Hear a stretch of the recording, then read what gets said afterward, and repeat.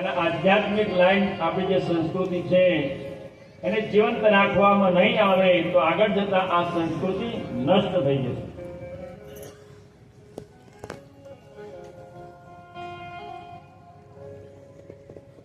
તો આધ્યાત્મિક વિદ્યા એ ભોગ અને મોક્ષ બંને આપનારી છે.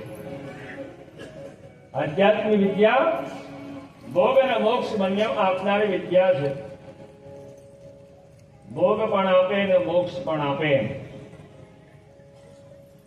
આત્માનું કલ્યાણ પણ થાય અને રોજી રોટી પણ ચાલે એવી આધ્યાત્મિક વિદ્યા છે.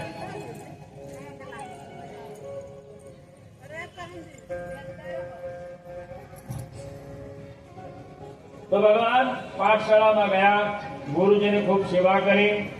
પાઠશાળામાં જાય એટલે આખી પાઠશાળાનો ભગવાન કચરો વારે, લાકડા લઈ આવે, પાણી ભરી લાવે, ગુરુજીના પગ દબાવે, ગુરુજીના ઉઠતા પહેલા ઉઠી જાય, ગુરુજીના સુઈ ગયા પછી સુઈ જાય. આ બધા જ કામ કરે. ટૂંક સમયમાં બધી વિદ્યાઓ પ્રાપ્ત કરી લીધી. 64 કલાઓ, 4 વેદ, પુરાણ, ઉપનિષદ આ બધું જ પ્રાપ્ત કરી લીધું. વિદ્યાભ્યાસ પૂરો થયો એ શ્રી કૃષ્ણએ ગુરુજીને કીધું, ગુરુજી માગો, ગુરુ દીક્ષામાં શું જોઈએ છે? ત્યારે ગુરુજીએ કીધું, મારો એક દીકરો સમુદ્રમાં ડૂબીને મૃત્યુ પામ્યો છે, તો એને જીવતો કેમ પાછો લઈ આવો.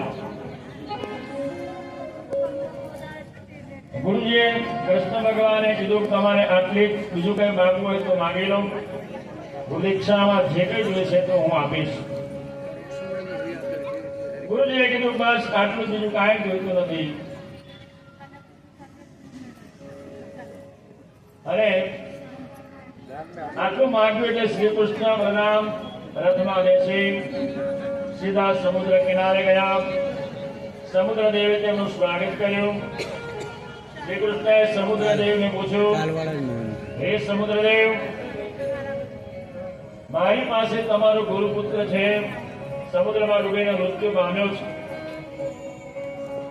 સમુદ્રદેવે કીધું, હે શ્રી કૃષ્ણ, તમારો ગુરુપુત્ર મારી પાસે નથી, પરંતુ મારા જળમાં પંચજન નામનો રાક્ષસ રહે છે.